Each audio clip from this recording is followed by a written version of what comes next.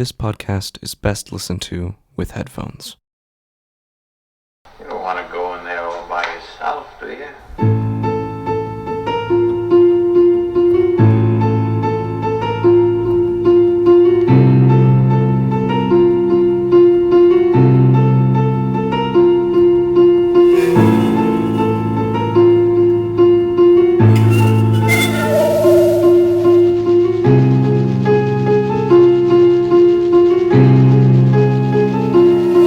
C.s.w presents Incarnation Red.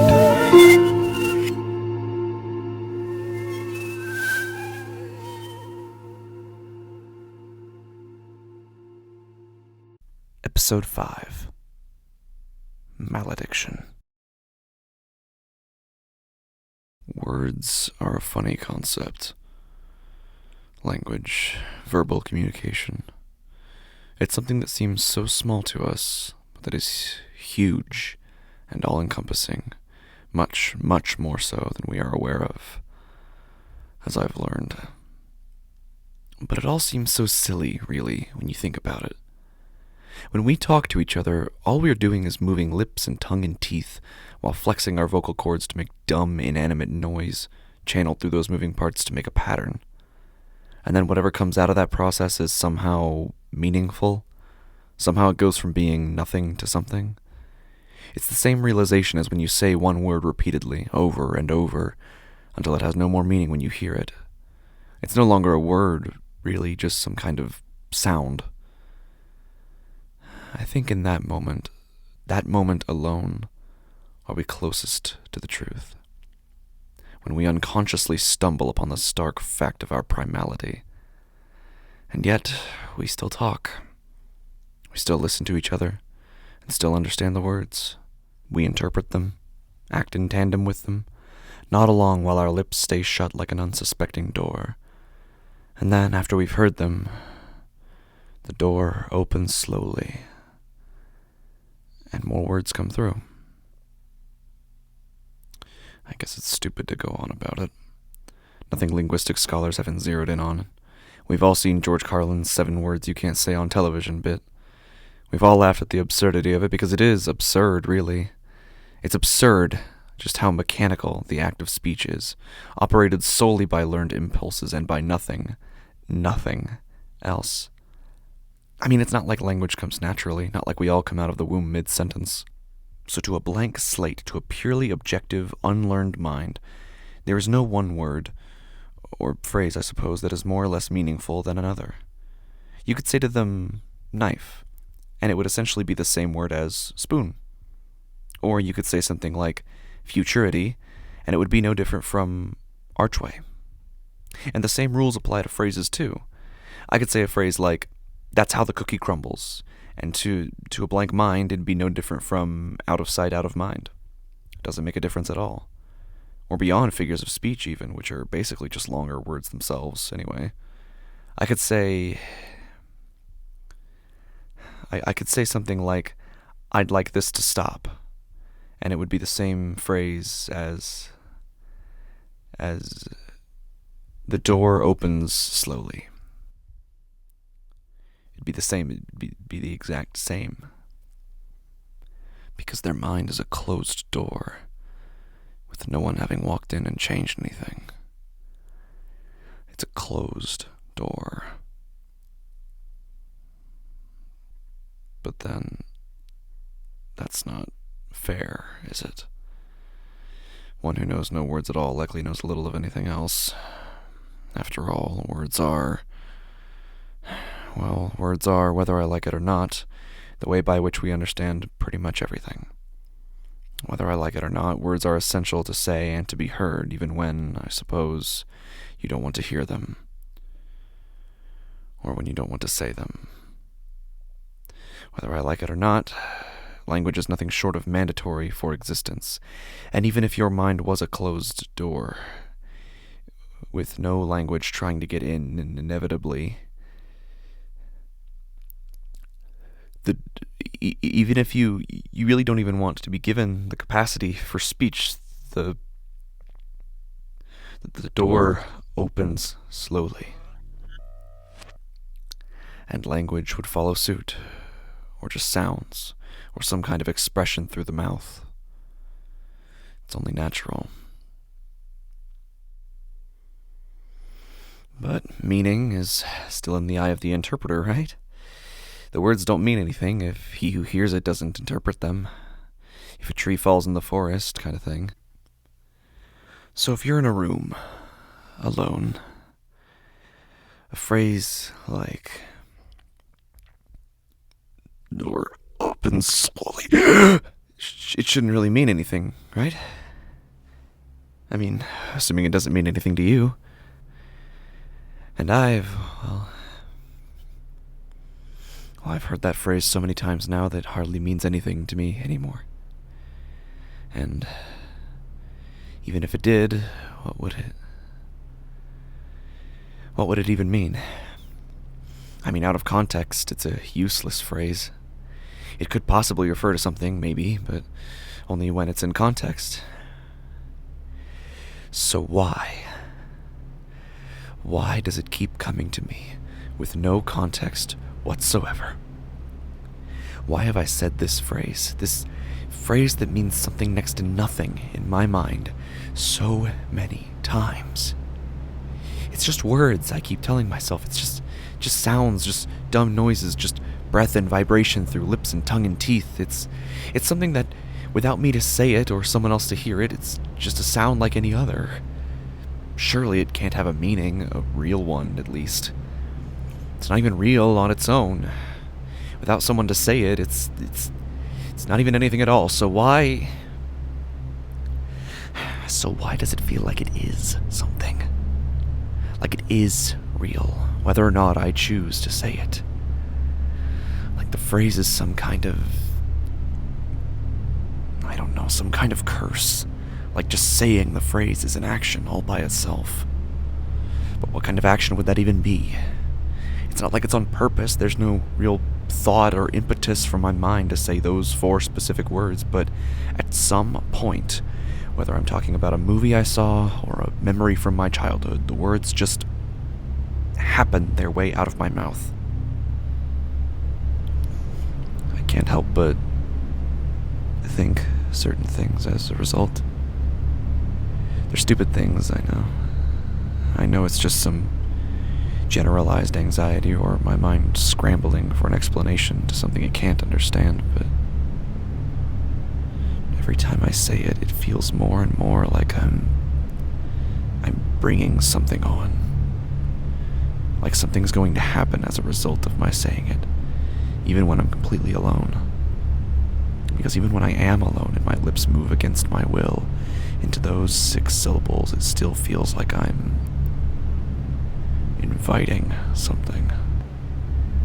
Like I'm saying it in response to a visitor at the door, and when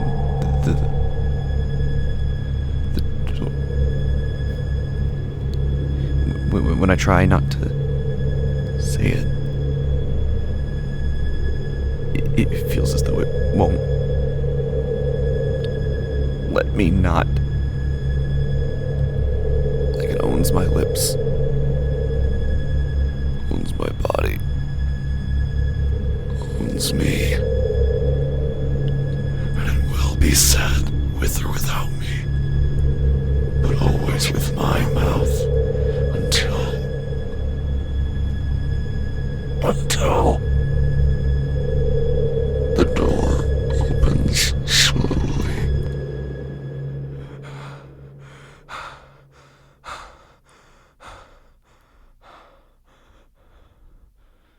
Sometimes I wonder,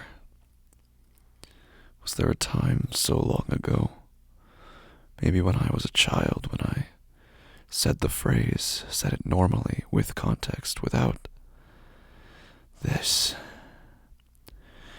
And was that point, was that when it started? Because I can't even remember when I first said it. Like this, I mean. It must have been months ago. I don't remember what I was saying, or where I was, or who I was with. I just remember saying it and then feeling weird. feeling wrong, feeling off somehow. I finished the sentence, whatever it was, then thought about it vaguely for just a moment, and then moved on. The next 2 times were hardly more notable, at least at the time. They were more or less echoed variations of the first, just with longer periods of thought following afterward, leading always nowhere. The 4th time, I suppose, was the first incident that made itself apparent. I was in the passenger seat of my friend's car, and all I really remember of what I was saying was that I stopped saying it. That the second the phrase entered my mouth and left just as quickly, I, for the first time, became conscious of it. Not of the feeling that always followed my saying it. I had been at least vaguely conscious of that fact for a while, but conscious of it. Of the phrase as I now understand it. I suppose what you could call its meaning, if it could possibly have one. But that was all on the inside. On the outside, all I did was just stop talking and stare into nothing. After a moment, my friend woke me from my stupor and asked if I was okay. I didn't have a real answer for her, and I couldn't for the life of me remember what I had been saying, so I just told her I had lost my train of thought. She reminded me of what I was talking about. I picked up where I left off, and then moved on. But the 5th time. The 5th time is the first one I can remember with a clarity that's almost cruel. This is partially because there were so many people there to witness it. I was having dinner with friends, with many, many friends, at one of their houses. I've since forgotten which one, perhaps intentionally. Everything was fine. Everything was fine until I decided to tell some convoluted story about my family and I in Mexico on a sailboat in Cabo, and how many mimosas I had had, and how the waves were picking up and the wind made it so hard to stand. And then, for no reason at all, with no context at all, in the middle of a sentence it had no possible place in, it just came out. Effortlessly, without so much as a thought. It just came out of my mouth, but I didn't say it. And in that moment, with every eye in the room on me and me standing halfway through the climax of an anecdote, I realized that. I grappled with that. And on the outside, I went immediately silent and stared. But that's not all I did. At first it was for long enough for someone to ask me if I felt all right, and for everyone to look suddenly very concerned. I heard it before I felt it. I heard silverware knocking together gently. I heard ice in drinks clinking around the glass. Then I looked down at my hands. My hands were doing something. I don't know exactly how to describe the movement because it didn't seem to have a pattern at all. All I can really say is that all parts of my hand were moving, almost irrespective of each other, each finger tapping out its own pattern on the wood, while my palms occasionally changed positions, shifting forward, side to side, sometimes flipping over entirely in complete randomness. The only unifying factor was that it was violent.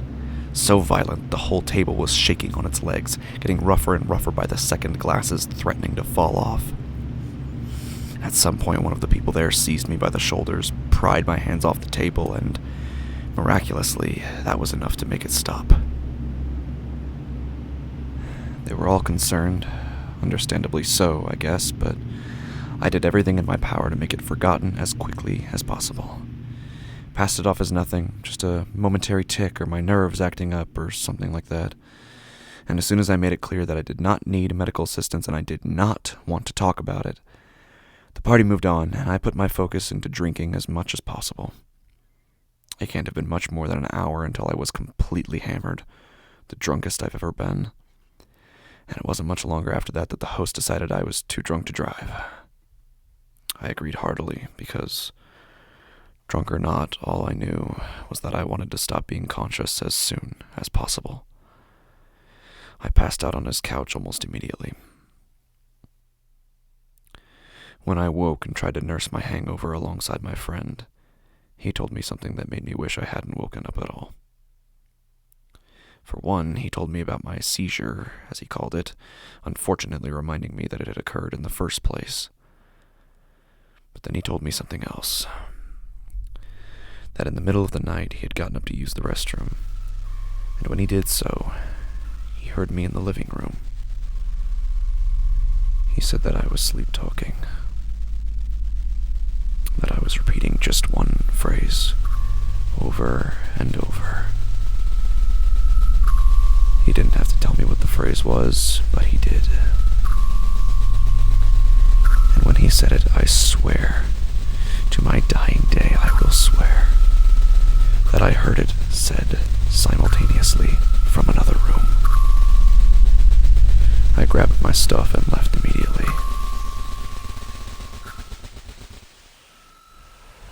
That night was the 6th time, and I don't think I will ever forget it. At first, I was doing laundry, folding towels. At the time, I was agonizing over the previous night, at what an ass I'd made of myself before and after drinking. Inevitably, that train of thought brought me to the event that had caused all of it, which led me back to the phrase. That point, I think, was when I first truly understood, or at least perceived, the sprawling insanity of it all. I couldn't make sense of it. The phrase meant nothing to me, and it was not something I would ever think to say without context. Then I started wondering, what might it feel like to say it? To say it willingly, in accordance with whatever unknown meaning it seemed to have. Would it feel better than it being forced on me, unwillingly made with my lips, or would it just feel worse? I shrugged to myself, said I'd probably never know because it wasn't a phrase that I wanted to say, not a phrase I wanted to say at all, and yet, as I stood there with a half-folded towel in hand, I felt the impulse to. My towel dropped to the floor and I backed up from the laundry all at once. I blinked. I scrutinized my room corner by corner. Something was in my room. I had heard something, seen something moving just out of the corner of my eye. I looked around and around, going over each surface repeatedly, trying to trace myself back to where I had seen it, but I couldn't quite place it, and I couldn't see anything, and somehow all my mind could think about was the phrase. About what it would feel like to say it. About how I should move my lips. I grabbed my scalp, slapped my cheeks as if to stop them from moving. My hands wavered in all directions as if looking for something to hold on to, and with nothing, I rushed into my bathroom. I closed the door, locked it, then sat on the edge of the tub. Rocking back and forth, I tried to focus my fear on whatever motion I had vaguely seen, but all I could think about was the phrase, and I could feel my lips moving. I grabbed them to hold them shut with my teeth, and screamed.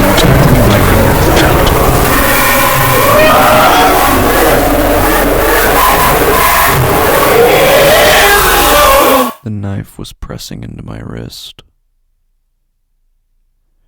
I screamed, threw it across the room, which I quickly realized was not the bathroom. I was lying on the floor of my living room. I didn't remember going there.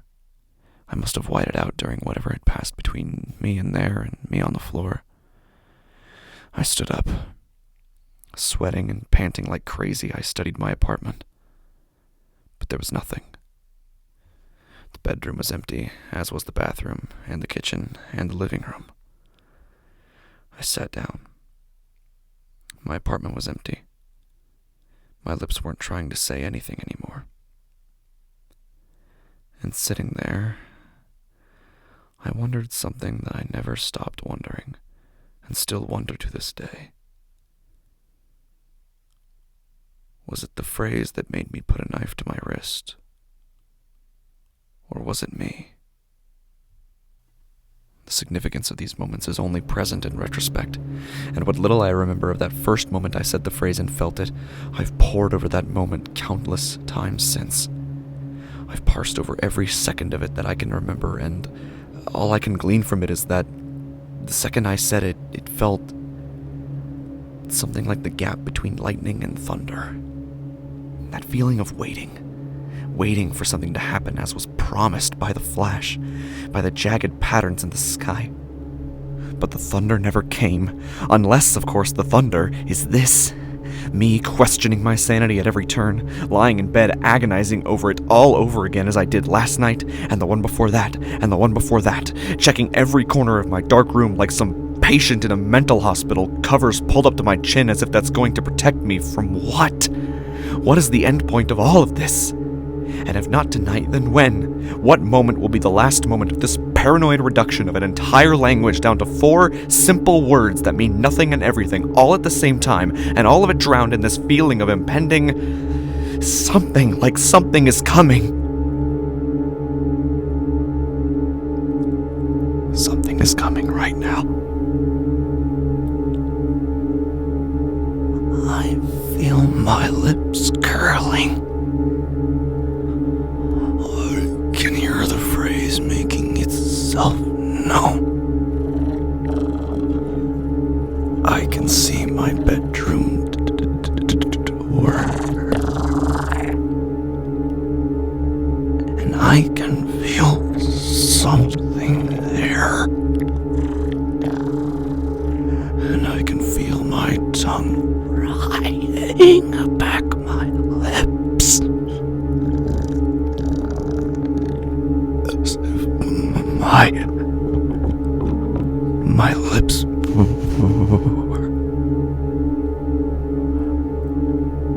a door.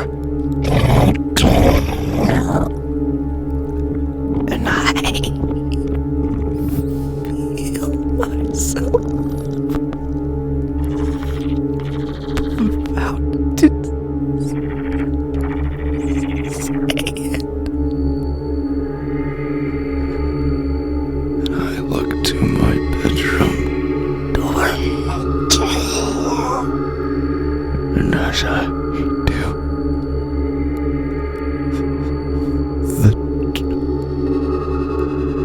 the door